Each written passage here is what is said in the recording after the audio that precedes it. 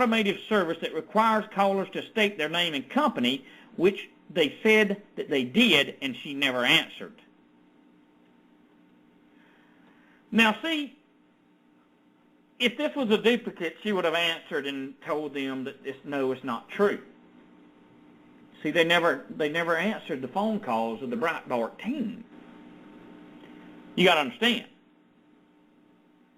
And the design of this booklet that's been unveiled today was undertaken by Richard Belzy, who has since closed his business. Belzy, reached by telephone, could not recall the exact details of the booklet, but told Breitbart News that it sounds like one of our jobs, like I did for Acton and Distal 20 years ago. You understand?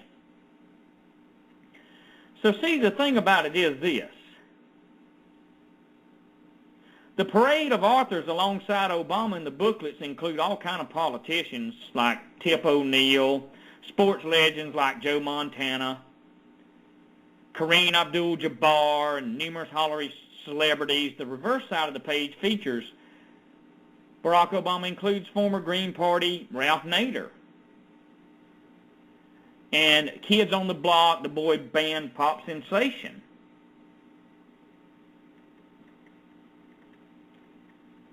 Now,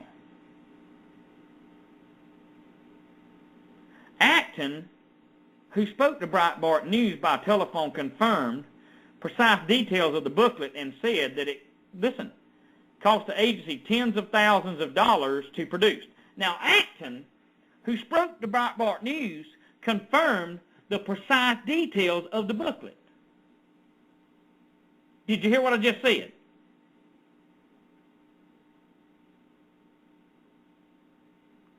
I'm going to read that again. Acton, who spoke to Breitbart News by telephone, confirmed precise details of the booklet, said that it cost the agency tens of thousands of dollars to produce. He indicated that while almost nobody wrote his or her own biography, the non-athletes in the booklet, whom the agents dealt with on a daily basis, were probably approached to approve the text as presented.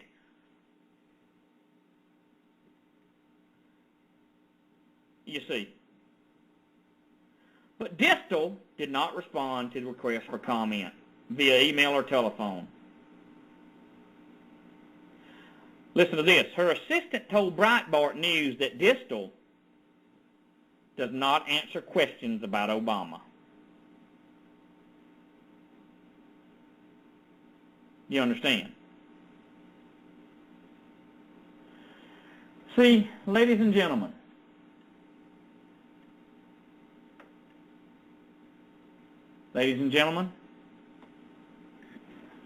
we have no clue who this man is other than a Kenyan that was put in by the New World Order.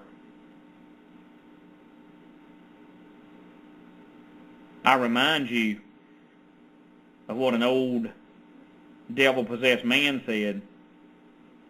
Give me control of the money and I care not who makes its laws. I'm on a question for you today.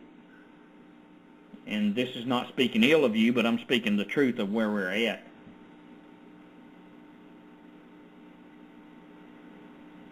Who controls the money today? You and I know a small group of people behind the scenes. You can go to any of your local banks. They don't control that money. They're told what to do and what not to do. Sure, the private Federal Reserve prints it, but behind the scenes a few bankers control it. Sure. What we are seeing right now is simply this.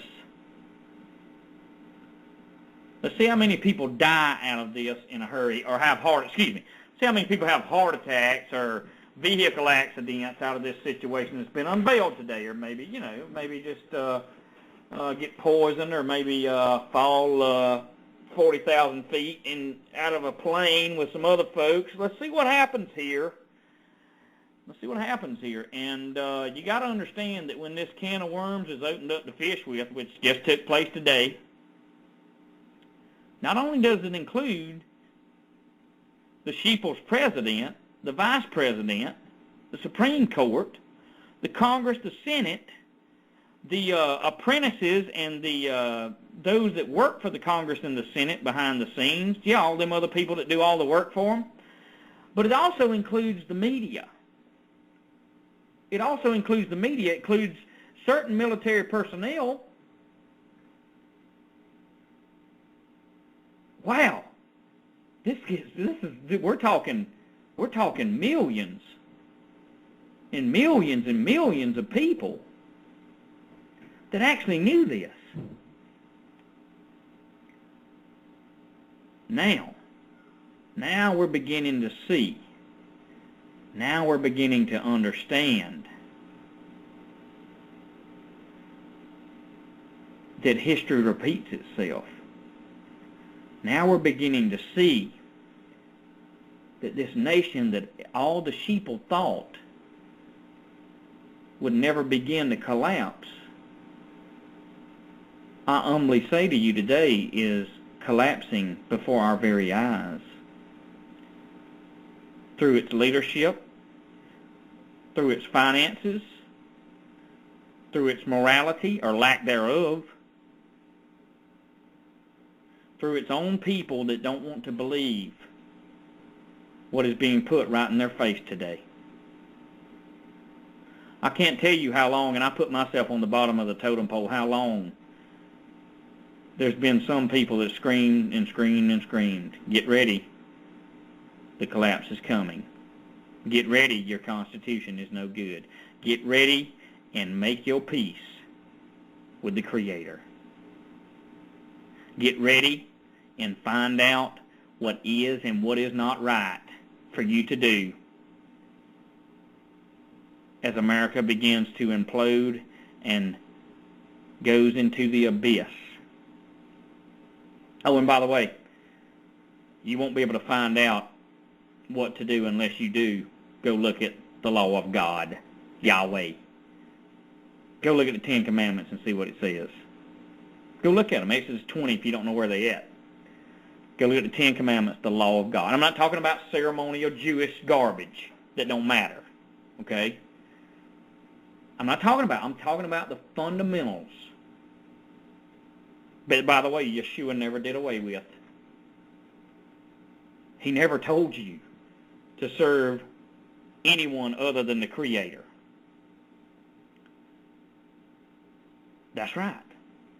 Go look at the 10 and read them again, and he did not abolish them. Let me say this real clear. Sure, we're saved by grace through faith. The blood of bull and goats couldn't get it anymore. Then the Messiah came. Yahshua came. And he shed his blood to redeem us back to him. We're not under ceremonial laws. But if you've got Yeshua, you'll want to strive to keep the Ten Commandments. That's bottom line. Bottom line. I think it'd be wise that all of us, starting with me, and I have been studying hard, and I have been praying a lot, and I have been examining my own self to see if I'm in the true faith. I think it'd be very wise that we on an individual basis would take another look at what's going on in the book. That we take another look and ask ourselves, is it just okay to go along to get along? I mean, I was talking with one of the dearest friends I have on this earth earlier, whom I love dearly. And we were talking, and I got to tell you something. Did the Messiah really try to bring the Pharisees to him over and over again, or what did he do? Oh, he gave them a chance, sure. But he began to rebuke the Pharisees. He began to rebuke the religious leaders. He began to rebuke the Roman government. He began to tell them what they were, sons of hell, foxes and vipers. He didn't go along with them to get along with them. No, he did not. So today I present to you a choice that all of us have to make. Oh, by the way, I think it might be wise, just a suggestion, it might be wise maybe to forget about penny ante arguments. It may be wise to think about that stuff that used to matter might not be going to matter tomorrow or the next day or a month from now. It might be wise that all of us, and I'm just giving you an humble assessment here, that you can take it with a grain of salt, or you can think, wait a minute, he may be right here. It might be wise that all of us today would do an inventory on our personal lives and what we count as important. Let's do that. And then we'll be able to maybe remove a toothpick out of our brother's eye, or our sister, for that matter. You see, the thing about it is this. Those who hunger and thirst for it, they'll be filled. They'll be filled. Those who hunger and thirst, sure, we'll have to do some continued preparations, and I'll leave it at that, lest I be incriminating myself for the future stuff. But yet, at the same time, the most important thing we can have is that we have that seal of protection upon us with what is coming. You see, and having that seal is not just a fire escape out of hell.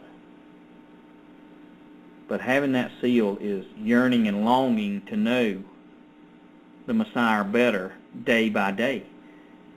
And whatsoever it is that he would reveal to us in his truth, we need to embrace it. See, for too long, I got 3 minutes, for too long we've embraced presidents of the United States. For too long we've embraced Congress. For too long we've embraced mainstream media.